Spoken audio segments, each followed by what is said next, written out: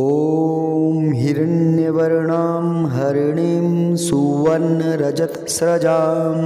चन्द्रां हिरण्मयीं लक्ष्मीं जातवेदो म आवह तां म आवह जातवेदो लक्ष्मीमनपगामिनीं यस्यां हिरण्यं विन्देयं गामश्वं पुरुषानहम् अश्वपूर्वां रथमध्यां हस्ते नादप्रमोदिनीं श्रियं देवीमुपहव्ये श्रीर्मा देवी जुषतां कां सोऽस्मितां हिरण्यप्राकारामार्द्रां ज्वलन्तीं तृप्तां तर्पयन्तीं पद्मे स्थितां पद्मवर्णां तामिहोपहव्ये श्रियं चन्द्रां प्रभासां यशसा ज्वलन्तीं श्रियं लोके देवजुष्टामुदारां तां पद्मिनीमीं शरणं प्रपद्ये अलक्ष्मीर्मे नश्यतां त्वां वृणे आदित्यवर्णे तपसो अधिजातो वनस्पतिस्त्ववृषो अथ बिल्वः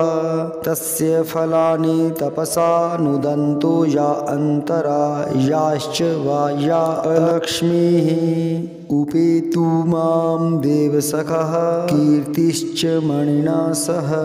प्रादुर्भूतोऽस्मि राष्ट्रेऽस्मिन् कीर्तिं वृद्धिं ददातु मे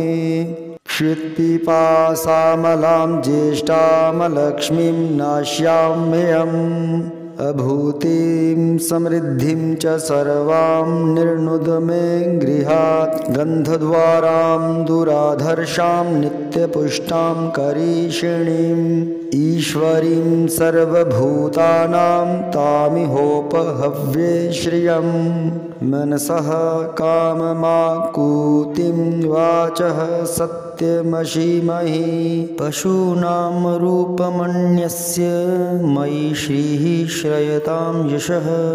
कर्दमेन प्रजाभूता मयि सम्भव कर्दम श्रियं वासय मे कुले मातरं पद्ममालिनीम् आपः सृजन्तु स्निग्धानि चिक्लितवसमे गृहे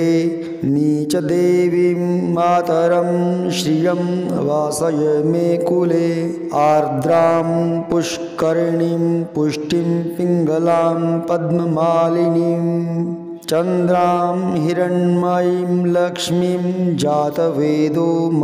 आवह आर्द्रां यः कर्णीं यष्टिं सुवर्णां हेममालिनीं सूर्यां हिरण्यमयीं लक्ष्मीं जातवेदो म आवह तां म आवह जातवेदो लक्ष्मीमनपगामिनीं यस्यां हिरण्यं प्रभूतं गावो दास्यो अश्वान् विन्देयं पुरुषानहम्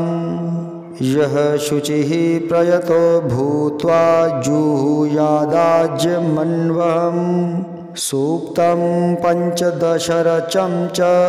श्रीकामः सततं जपेत्।